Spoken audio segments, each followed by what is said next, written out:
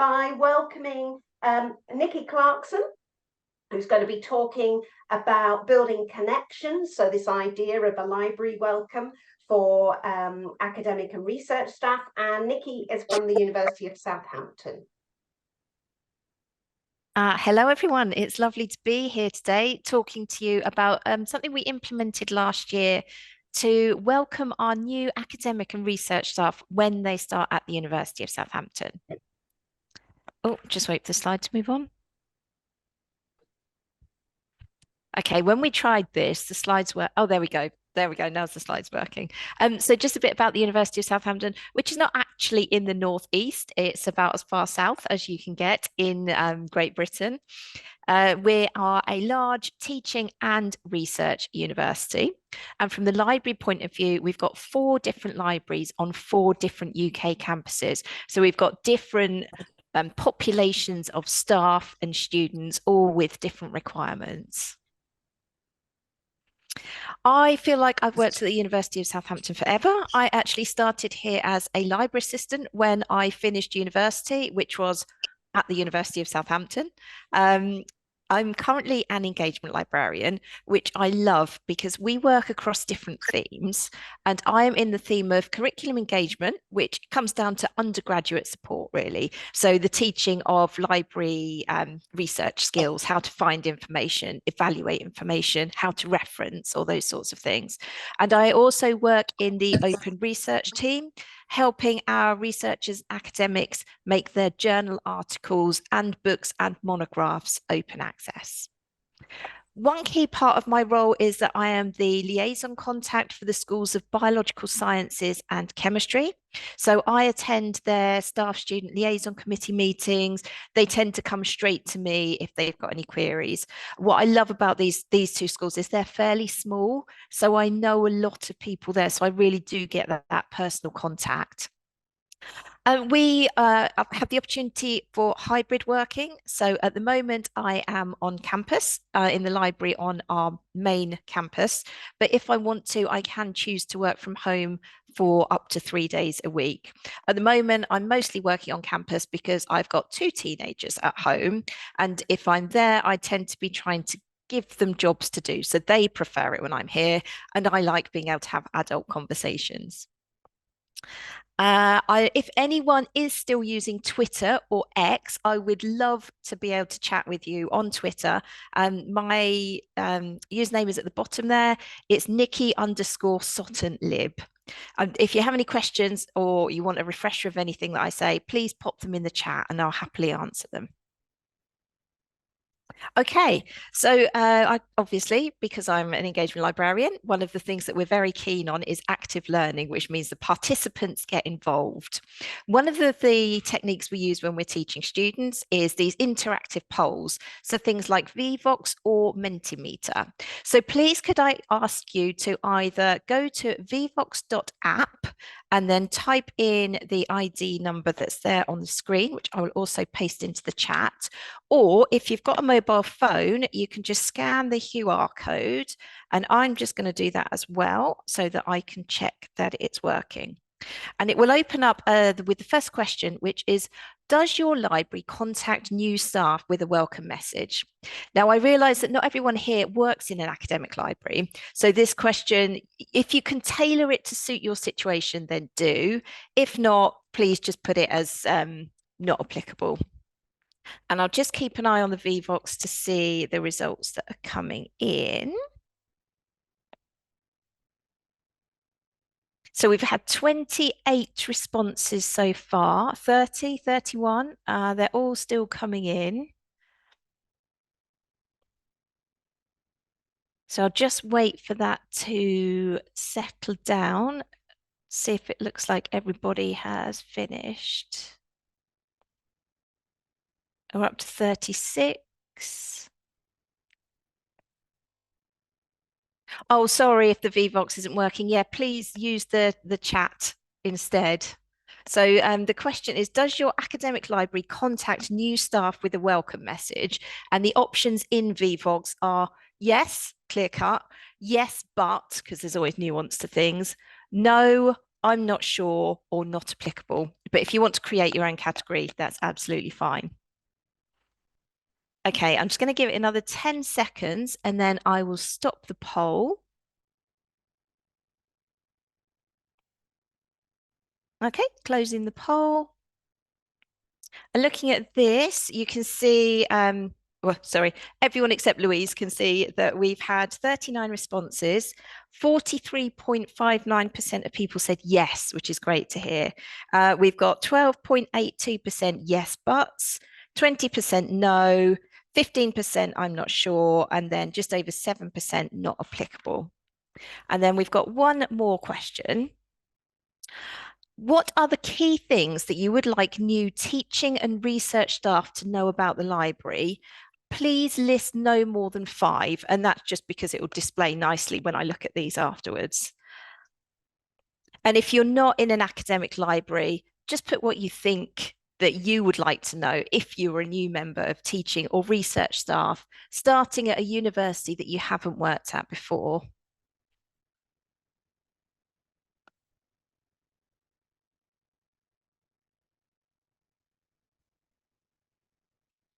This is obviously a trickier question. We've had 2 responses so far.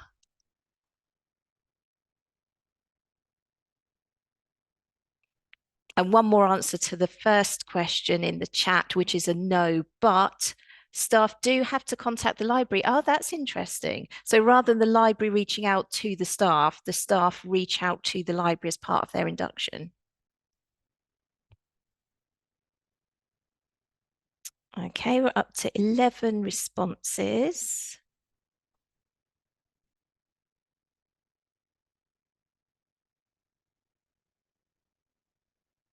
Up to 15, 16.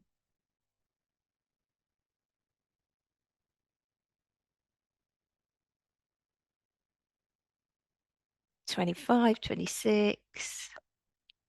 Thank you, Susie, for your comment on the interactivity. Anyone who uses Vivox might know that there's actually a PowerPoint integration with Vivox that I got really excited about. I tried it when I was teaching a group of undergraduate students, and it worked really well because it meant I could seamlessly show the Vivox slides and the results without having to click out of the PowerPoint. I was so excited about this. I demonstrated it at our library staff meeting to all library staff, and typically it didn't work. So I do love Vivox, but I am no longer using the Vivox PowerPoint integration. And the cat, that's my cat Tiger when he was a kitten. We've still got the results coming in, so we're up to 33. I'll just give you another 20 seconds, just in case anyone's still typing answers. 34. Okay, another 10 seconds.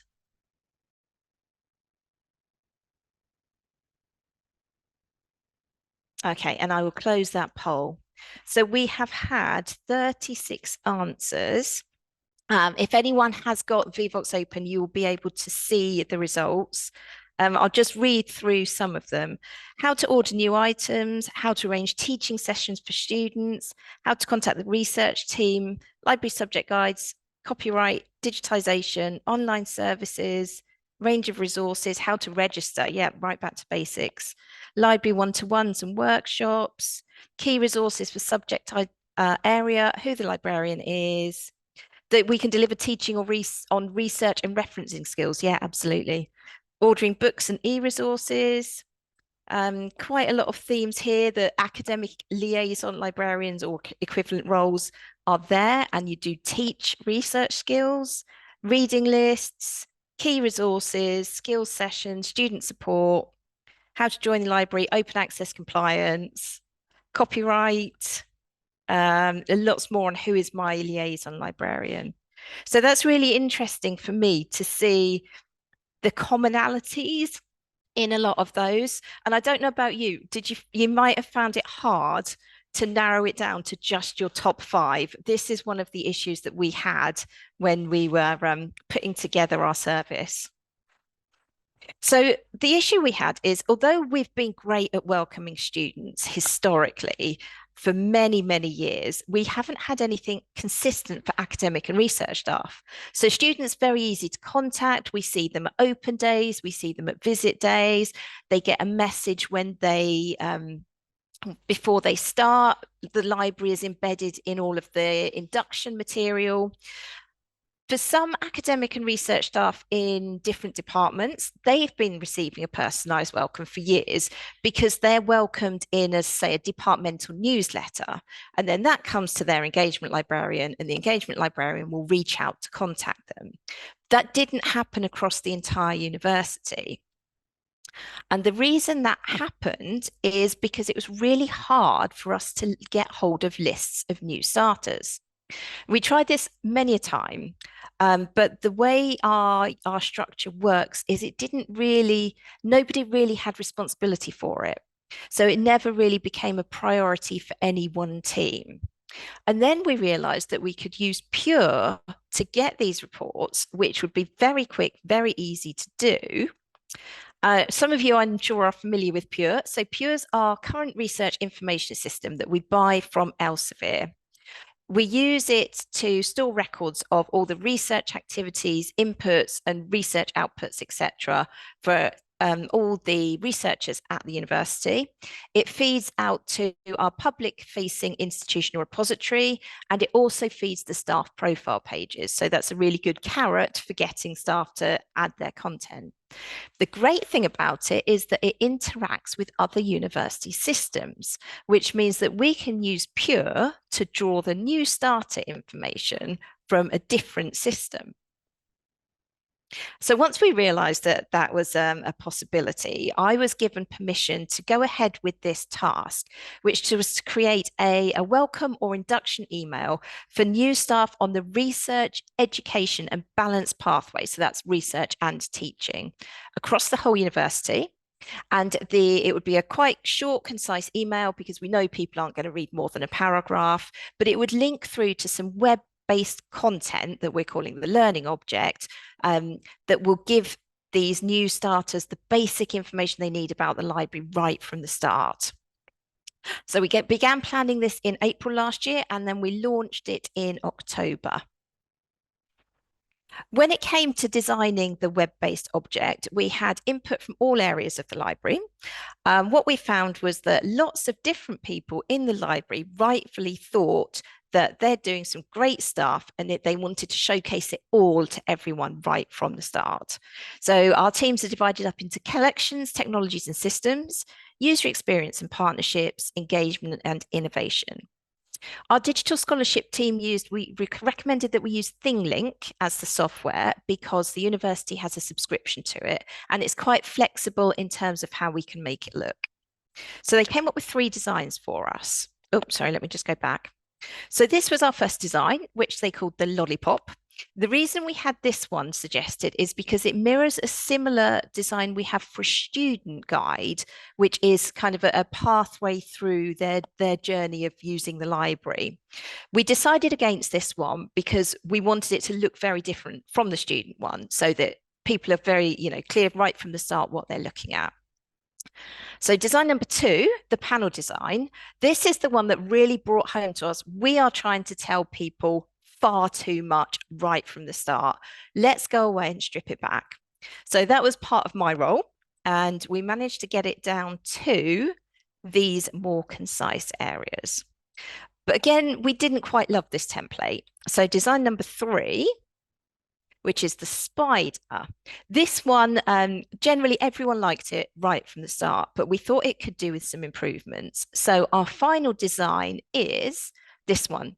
So in the very center, we have the welcome to the library, direct link to our website, direct link to contact us. And then the legs are divided up into finding and accessing resources, teaching, information for your students and your research. So not all of this is going to be relevant to all of our new starters because some just teach and some just do research. The finding and accessing resources is the bit that everybody wants to know. How do I get hold of the content through the library? And if anyone's not familiar with ThingLink, the little round buttons are called tags, and we could have as many of those as we wanted per section. So for specialist collections, we had 4 different collections that we wanted to highlight. Each of the tags opens up this additional screen with more context and then links through to the resource. I don't know what the slide's doing. Here we go. So in terms of the actual process, the automatic report is scheduled to go from pure to a generic inbox. And then an email assistant emails each of the subject librarians just with the details of our new starters. And I normally have 2 or 3 a week across both biological sciences and chemistry.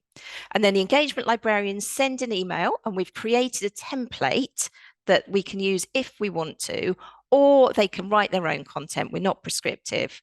And it's just a very simple, short email to say, welcome. I'm Nicki. I'm the engagement librarian for your school. Here's an overview of library services that you might want right from the start.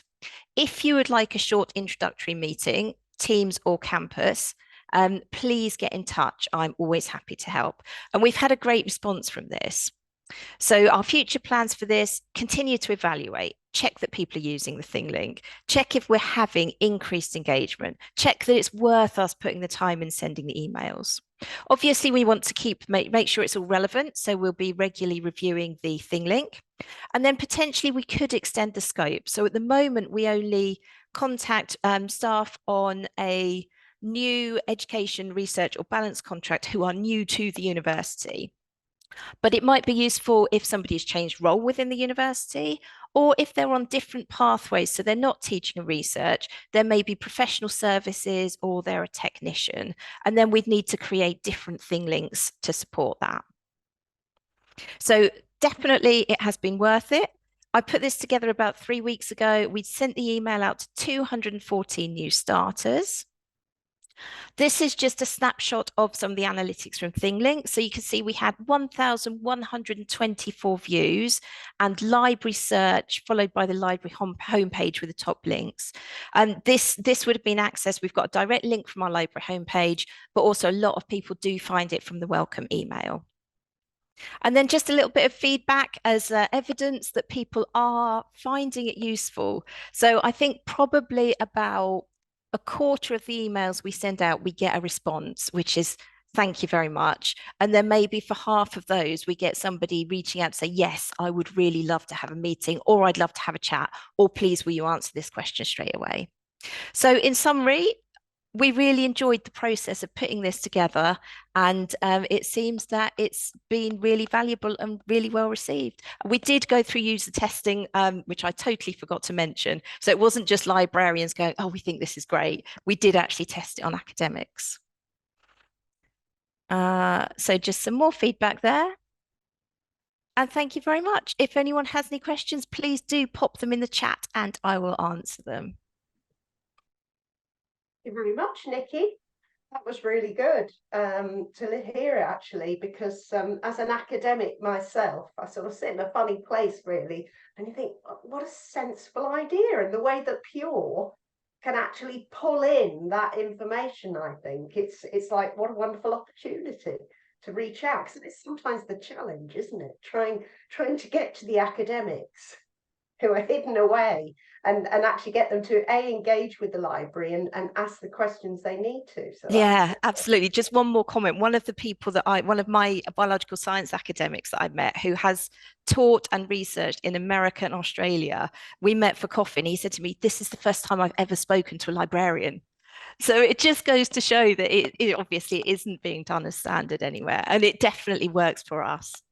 Yeah, that's fantastic. What a fantastic idea. Now, I'm not questions in the chat. I'm just going to have a look and see. Oh, we have some questions and we've got a minute, so I'm going to see how we get on. So the first one saying, do Southampton Uni hold a new staff welcome event? If you do, does the library attend? This is from Jackie Dunn.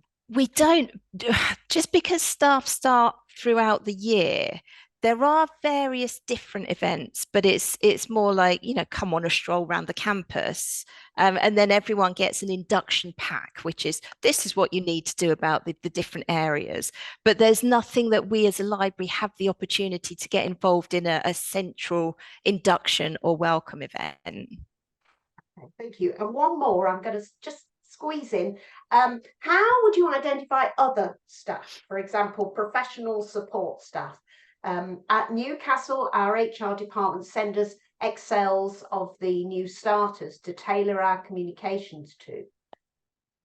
So with this, when the joy of Pure is that it lists, we can access the information from all staff, whether or not they're researchers, via Pure, and we can access it via the pathway they're on. So we focused on the one that's ERE, I can't remember what that stands for. So it's basically teaching a research and balanced pathway. We also have the MSA pathway, which is managerial specialist and something, which we count as professional services staff. And then we have the technical staff. So we could look through Pure to see what the categories are within each of those and think, okay, it would be really useful to contact these because we know there's, research admin support staff in each school that it'd be really useful for us to contact right from the start rather than coming across them when they've been in their role 6 months. So I think Pure, I'm not a fan of Elsevier, but I do think Pure is very useful for us in this way. Okay. And then one last point, which is from Susie saying, is it possible for us to view the thing link? It is, yes. I will stick a link into the chat for the thing link. Thank you. Okay, thanks ever so much, Nicki. That was great.